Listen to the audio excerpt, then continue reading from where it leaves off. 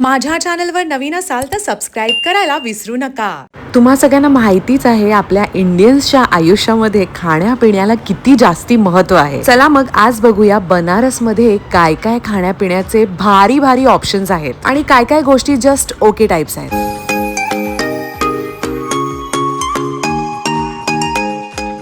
दुसऱ्या दिवशी early morning आम्ही उठून काशी विश्वनाथाच्या दर्शनासाठी निघालो। 6:30 वाजता आम्ही तिथे पोहोचलेलो होतो आणि लाईनमध्ये थांबलेलो होतो। इथे मोबाईल फोन्स वगैरे काही अलाउड नाही, त्यामुळे कुठलेच फोटो व्हिडिओज जास्त तिथले काढलेले नाही आहेत। दर्शन झाल्यानंतर आम्ही शोधत होतो चहा। बनारसमध्ये जागोजागी लस्सीचे ठेले आहेत आणि तिथे काही वेळा चहा मिळतो। हा चहा कुल्हडमध्ये सर्व केला जातो, पण प्रत्यक्षात इथल्या चहामध्ये मजा नाहीये। सकाळी सकाळी आम्ही दर्शनाच्या लाईनमध्ये उभे होतो, त्यावेळेला काहीही खाल्लेलं नव्हतं, त्यामुळे दर्शन झाल्यानंतर आम्हाला प्रचंड भूक लागलेली। त्यामुळे दर्शन झाल्यानंतर इथल्या गल्ल्यांमधून खाण्यापिण्याचे आयटम शोधत आम्ही फिरत होतो। एका गल्लीतल्या राम भांडार नावाच्या एका दुकानामध्ये आम्ही खाण्यासाठी आलो। इथे ना सकाळी सकाळी कचोडी पुरी भाजी अशा गोष्टी मिळतात आणि त्या खूप टेस्टी असतात। गर्दीचं तर इथे काही बोलायचंच नाही, कारण जिथे जाऊ तिथे गर्दी आहे। देवस्थान असल्यामुळे इथे खाण्यापिण्याच्या आयटमला म्हणा, साड्या घेण्यासाठी म्हणा किंवा रस्त्यावर म्हणा, सगळीकडेच प्रचंड गर्दी आहे। अरे देवा, ये गडबड आहे बाबा। इथं आम्ही घेतलेली आहे कचोरी, त्याच्यावरती त्यांनी काळ्या चण्याची उसळ टाकून दिलेली आहे आणि घेतलेली आहे पुरी आणि भाजी आहे बटाटा आणि वाटाण्याची। सगळ्यात इम्पॉर्टंट गोष्ट ही आहे की देवस्थान असल्यामुळे इथल्या कुठल्याच खाण्यापिण्याच्या आयटम मध्ये तुम्हाला कांदा लसूण दिसत नाही आणि बिना कांदा लसणाची सुद्धा भाजी इतकी टेस्टी असते, विचारू नका। त्यानंतर त्या गल्ल्यांमध्ये खूप सारे स्वीट मार्ट आम्ही पाहिले। इथले स्वीट मार्ट्स अजिबात फॅन्सी नाही आणि साजूक तुपातून केलेली ही सगळी मिठाई प्रचंड टेस्टी आहे। काशीमध्ये सगळीकडे साजूक तूप, दूध आणि दह्यापासून बनवलेले सगळे पदार्थ ना खूप सुंदर आणि खूप टेस्टी आहेत, फ्रेश आहेत, त्यामुळे ते तुम्ही डोळे झाकून इथे ट्राय करू शकता। इथल्या गल्ल्या एक्सप्लोर करताना परत एकदा मी दूध मलाई माखन पासून बनवलेलं मलाईयो पाहिलं आणि इथे असलेल्या फेमस श्रीजीज मलाईयो या ठिकाणी आम्ही आलो। फक्त 60 रुपये किमतीमध्ये असा दूध मलाई माखन पासून बनलेला मलाईयो नावाचा हा पदार्थ तुम्ही इथे एन्जॉय करू शकता। या मलाईयोची टेस्ट ना सेम बटरस्कॉच किंवा केशर पिस्ता आईस्क्रीम सारखी लागते। यावरती ना खूप सारे ड्रायफ्रुट्स टाकलेले असतात, त्यामुळे थोडं हेवी सुद्धा आहे। ही एक खूप छोटीशी गल्ली आहे जिथे मलाईयोचं दुकान आहे, शिवाय तिथून लोकही ये जा करतायत।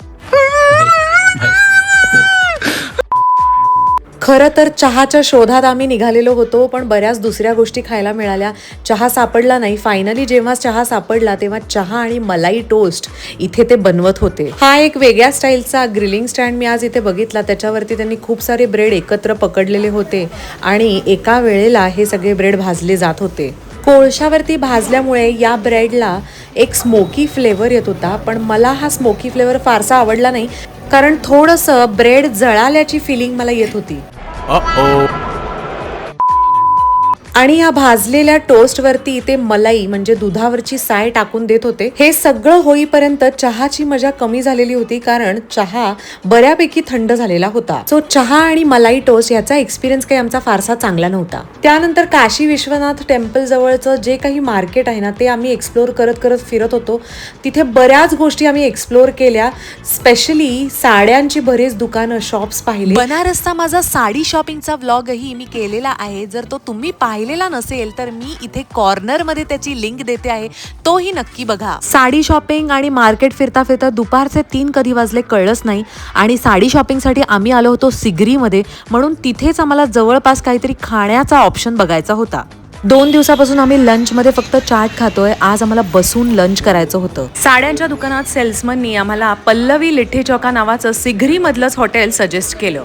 लिट्टी चौका हा पदार्थ दाल बाटी सारखाच असतो, याच्या बरोबर दाल राईस येतो, लिट्टी येते, वांग आणि बटाट्याचं भरीत येतं आणि टमॅटोची चटणी येते। त्याच्याबरोबर आम्ही मागवला होता कढी पकोडा आणि राईस आणि कलौंजी म्हणजे ड्राय भाजी जी तव्यावर फ्राय करून बनवलेली असते। हे सगळं जेवण आम्हाला पत्रावळीवरती सर्व केलेलं होतं आणि खरं सांगू का फ्रेंड्स, लिट्टी चौकाचा माझा बनारसचा एक्सपिरियन्स खरंच खूप भारी होता. लिट्टी चौका, कढी पकोडा, टमॅटोची चटणी आणि कलौंजी सगळंच प्रचंड टेस्टी होतं. ते मनसोक्त जेवण करून ना खरंच खूप मजा आली. आता तुम्ही म्हणाल हे सगळं काय चालू आहे, तर हे आहे जुन्या काळचं जातं आणि त्याच्यावर मी सत्तूचं पीठ काढायचा प्रयत्न करतेय. आणि खरं सांगू का, माझ्याकडून हे हलवतच नाहीये. आणि तुम्ही बघताय या मावशी मला हसतायत. सत्तूचा आटा ह्याच्यावरती बनवत आहे. सत्तूचा आटा म्हणजे फुटाणा जो असतो तो इथे टाकतात आणि फिरवतात. हे तर जातंय आपलं, बरोबर ना. डिफिकल्ट है ये, कैसे कर लेते हो आप? हाँ दिखाइए, आपके तो मसल्स बन गए मुझे लगता है. कर करके मसल्स बन गए ना दोनों. हाँ, इतना एक्सरसाइज करोगे तो मसल्स ही बनने हैं. या मावशीने सांगितल्याप्रमाणे रोज 20 किलो सत्तूचं पीठ त्या दळून काढतात.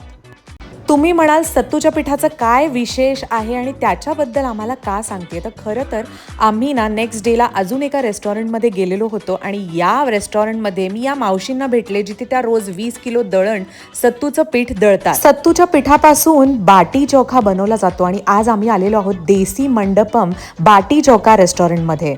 एकदम सुंदर नॉर्थ इंडियन स्टाईलचं, जिथे खाट आणि रंगबिरंगी बल्ब लावलेले होते, अशा रेस्टॉरंटमध्ये आज आम्ही आलेलो आहोत. इथला ॲम्बियन्स ना पूर्ण ढाबा स्टाईल रेस्टॉरंट सारखा होता. मी आणि माझ्या मैत्रिणींना बाटी चोखा हा प्रकार इतका जास्ती आवडला की दुसऱ्या दिवशी सुद्धा आम्ही बाटी चोखा ऑथेंटिक रेस्टॉरंटमध्ये खाण्याचं ठरवलं. बाटी चोख्यातली ही जी बाटी असते ती बनवलेली असते सातूच्या पिठातून, म्हणजे फुटाण्याच्या पिठापासून. म्हणजे ती अत्यंत हेल्दी आहे आणि टेस्ट मध्ये तुफान आहे. सो फ्रेंड्स, तुम्ही जर बनारसची ट्रिप प्लॅन करत असाल ना, तर बाटी चौका ऑथेंटिक रेस्टॉरंटमध्ये जाऊन नक्की ट्राय करा. खरं तर मी पानाची फॅन अजिबातच नाहीये, पण बनारसला आली आहे म्हणून इथे मी पान नक्की ट्राय करणार होते. म्हणून 4 दिवसामध्ये 1-2 दिवस आम्ही मसाला पान वेगवेगळ्या ठिकाणी ट्राय केलं. बनारसी पान इज ओके असं मी म्हणू शकते, कारण त्याच्यामध्ये मला असं काही फारसं विशेष वाटलं नाही. बनारसमध्ये सगळ्यात भारी काही असेल ना, तर ती होती पहलवान की रबडी लस्सी. माझा फोन पूर्ण डिस्चार्ज झाल्यामुळे मी कुठलाच व्हिडिओ घेऊ शकले नाही. फक्त 60 रुपयामध्ये मिळणारी ही रबडी लस्सी मोठ्या मोठ्या डेझर्ट्सला सुद्धा मागे सोडेल इतकी सुंदर होती. तर फ्रेंड्स, असा होता माझा बनारसचा खाण्यापिण्याचा भन्नाट असा एक्सपिरियन्स. असेच नवीन नवीन व्हिडिओज घेऊन मी येत असते. तुम्ही अजूनही माझ्या चॅनलला जर सबस्क्राईब केलेलं नसेल तर माझ्या चॅनलला सबस्क्राईब करा, या व्हिडिओला लाईक करा. भेटूया नवीन एका व्हिडिओ बरोबर लवकरच. तोपर्यंत बाय.